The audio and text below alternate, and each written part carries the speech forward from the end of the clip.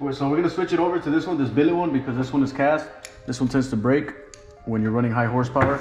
So that's what we're gonna do right now. You just unloosen this, and then you just put it back in there.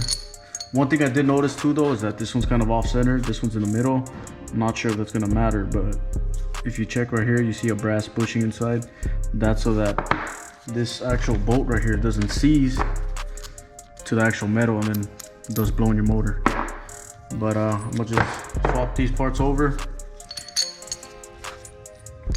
and then you know what, I'm actually gonna put some red Loctite as well, so that way I can, so that this doesn't come off, and then torque it to 26 foot-pounds. Let me just do that actually. Just put a little bit on there.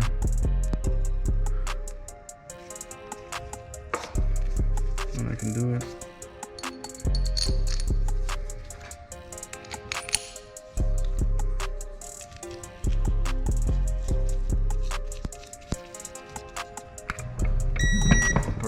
Once you transfer it over to like your billet piece, you want to put some anti-seize just to have that extra precaution on the actual bolt. That way it doesn't seize in on you.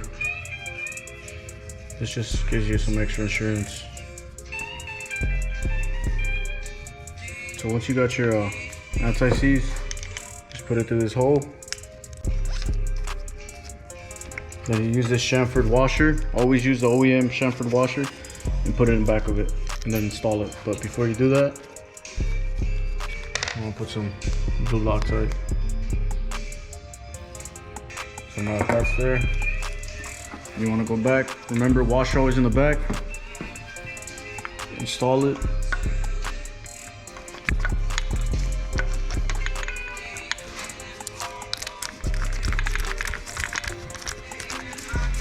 Always do these hand tight because you don't want to run the risk of using an impact and then stripping this, or else you're gonna need a new oil pump. Or you might have to rechase it. Once it's installed, you want to get the socket, put it to 28 foot-pounds, and then torque it.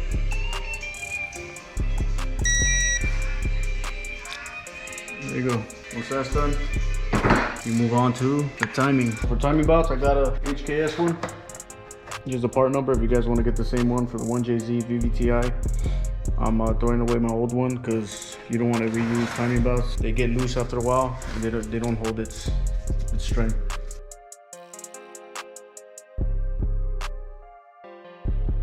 Alright, so don't be a dummy like me and end up not tightening this bolt right here, having to do the timing all over again.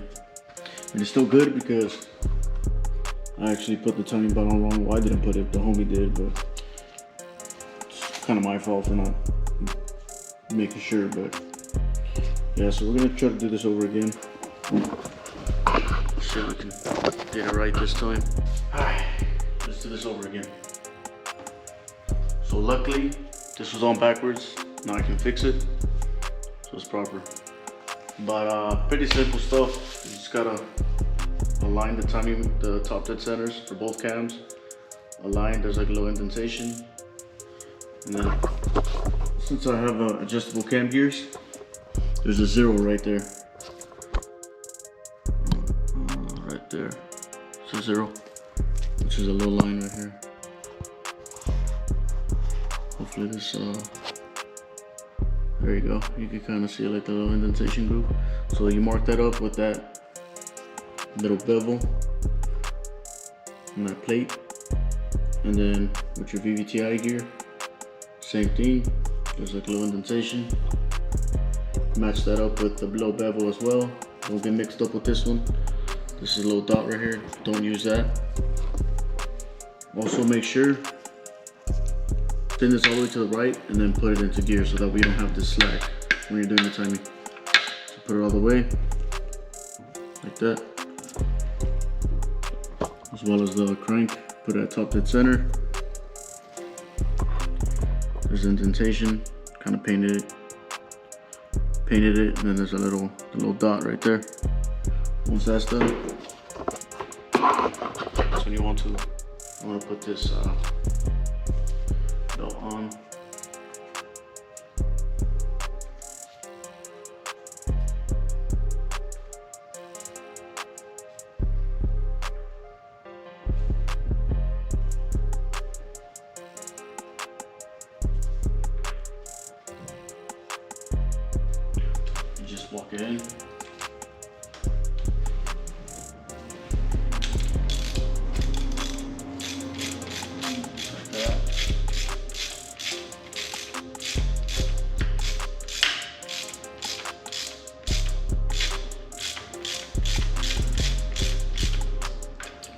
it's all the way in.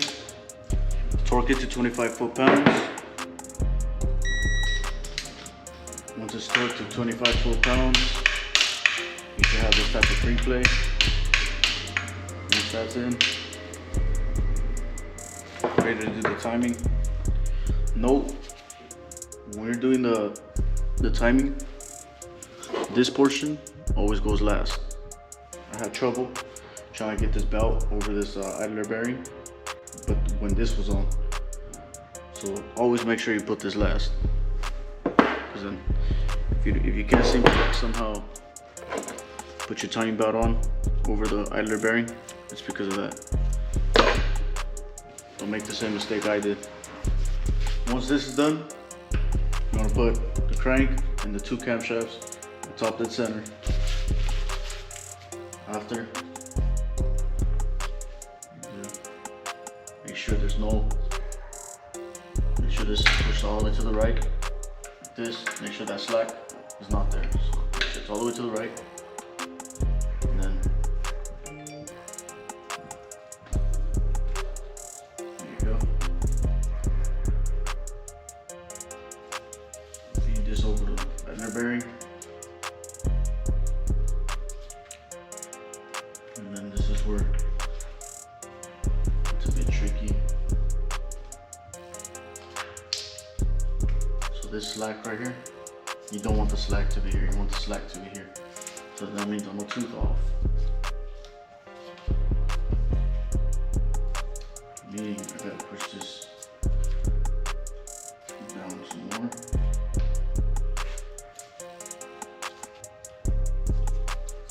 So right here, it should be tight. This shouldn't have any slack. This is where all the slack should be at. So when you tighten it, when you pull this tensioner, that's where it kills the slack, and then everything's in gear. Everything's timed. I mean, so you see that there, like that, and this goes up, and then it should be in gear. It should be timed. Normally there's a pin here, but like I said, I messed up because I didn't tighten these water pump bolts up to spec, and I didn't want that to leak, so I had to take this off. And I don't have a what is called a vice grip. No, I don't have a jaw clamps to slowly tighten this. What I'm gonna do is I'm gonna slowly just tighten it so that there's tension as I tighten these two bolts. You're not really supposed to do that, but that's all I got. Hopefully it doesn't mess up. But if you do it like this, like me, make sure that you do it in intervals, because you don't want to completely just push it down, because there's hydraulics in here and you don't want to mess that up. Otherwise you run the risk of messing up your motor.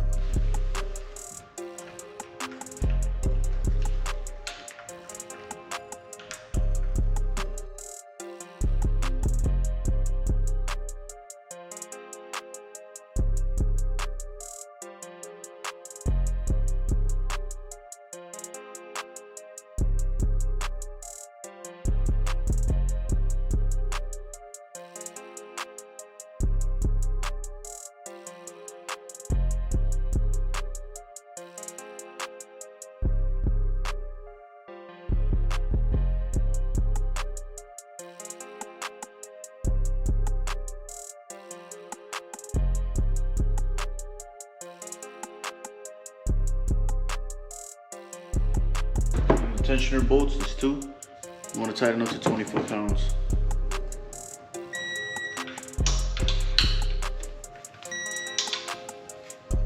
And this is in. Timing should be nice and tight, just to make sure.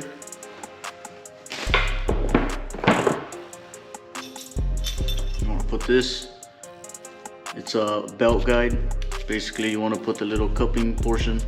You want it to face out so that the belt. So if you do it this way, it's gonna eat up the belt, like that. You don't want that to interfere with your belt, so put it this way. See the low. See how it kind of cups? So you want to face this portion towards the motor. Once that's done, you want to put the crank bolt back on. You want to spin it 720 times. You want to spin it 720 degrees. So basically 2 360-degree intervals.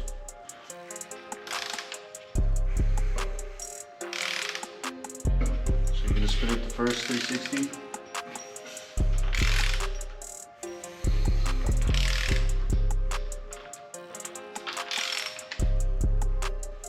First 360.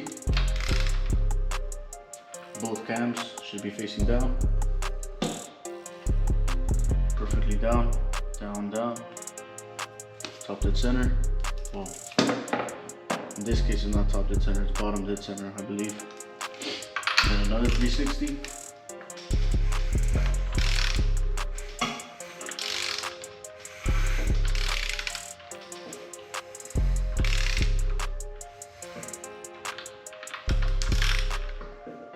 This 360, second 360.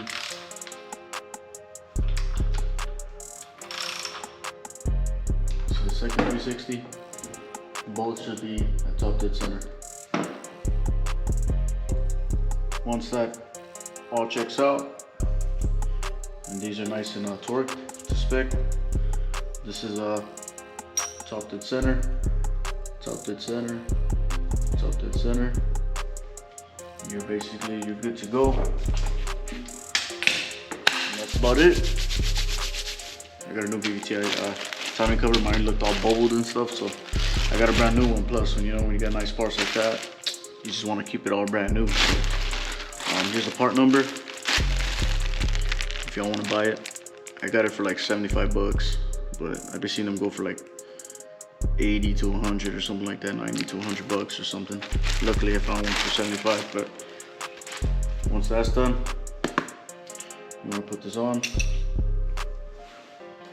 And just so you guys know, when you guys are putting it on, there's 2 dowel pins right here. See how they're sticking out? So that way it's easy to place on. And make sure all your little rubber seals, they're nice and inside their grooves. So pretty straightforward. You just line it up with the dowel pin. Let me show you guys. 1, 2, 3, 4, 5. 2, 4, 5. So with this dowel pin and then this bottom dowel pin, it'll line up right here and here. That's why there's like low indentations on the actual oil pump. So I just want to put it in like that. Get your 10mm. Screw them in.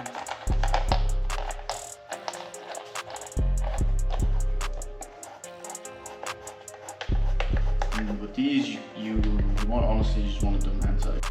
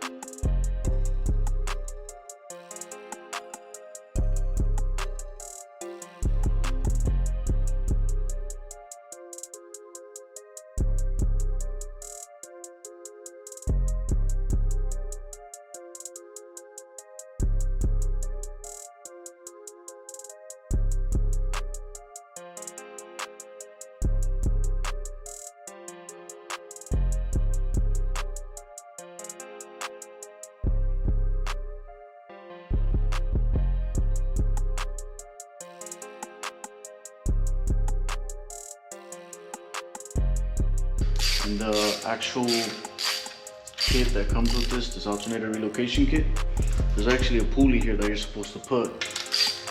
I spoke to another company who is running a similar setup to like this. Spoke to another company who's running a similar setup like that. They said I don't need it, and I didn't want to put it, because because I think it looks cooler like that, just having 2 pulleys instead of 3. But I'm gonna run it without it, and we're gonna see how it turns out without it. With this thing right here, I'll probably just end up having to tension it more since I won't be having that adder pulley. But in terms of that, this is tightened, all of this is tightened. I already tightened this as well. There's no movement on this alternator. I just gotta find a custom belt that lets me run just a crank dampener and the alternator pulley. But yeah, that's basically it. Oh, let me actually show you guys another quote. I got this as well. It's actually a clear upper cam cover. I got this because I got the HKS belt, so it's gonna look pretty damn sick. I'm gonna leave this little plastic on so that way it just doesn't scratch or yellow until I'm actually done with the cover. I have a cover here, but let me show you guys. It's not that bad actually. It's not in that bad condition, but I'm just buying a new one. Might as well. I already bought this one brand new, so, and you can tell the difference. One of them's darker than the other, so I mean, I'm sure you can use what's that thing called from AutoZone? It's kind of like a refreshener or whatever, plastic refreshener. But nah, I'll probably just end up selling it, getting a brand new one. Might as well. And that's basically it. Jay-Z's coming along pretty good, pretty stoked out, pretty excited. Can't wait till this thing turns on. 270. Here's, let me actually show you guys the part number if you guys want to get this alternator from DC Power. It's 270 amps right there. That's the part number. Reason why I went with DC is because they're actually local. They're probably like 50 minutes away, so if something ever happens, I can always just get it fixed or rebuilt or anything. Well, another thing to note too is that right here they give you like a little OEM plug, so like in case you want to use it or not. For those of you who are getting a custom harness, I'm pretty sure they're gonna make one already for you, but I just thought it was pretty neat that they give you a little sub harness for it. I could have done a self-exciting, but I realized like the reason why I didn't go with self-exciting is because in case like I'm out on the track or I'm out somewhere and my car gives out, I want to be able to switch it out and then be able to drive it home. If I got a self-exciting, I would have to get towed, take it to DC Power, have them rebuild it, fix it, or whatever they gotta do, and then I'm out of luck. So that's one of the reasons why I kind of just kept it with the power wire or whatever it's called. That's one of the reasons why I didn't go self-exciting, because I tend to daily this and drive it around, so I kind of want to have that peace of mind that if something does happen, I can just go home, pick up my OEM one, and then just get it home, rather than having to pay for a tow. But yeah, that's about it for this video. See you guys in the next one. Later. Peace.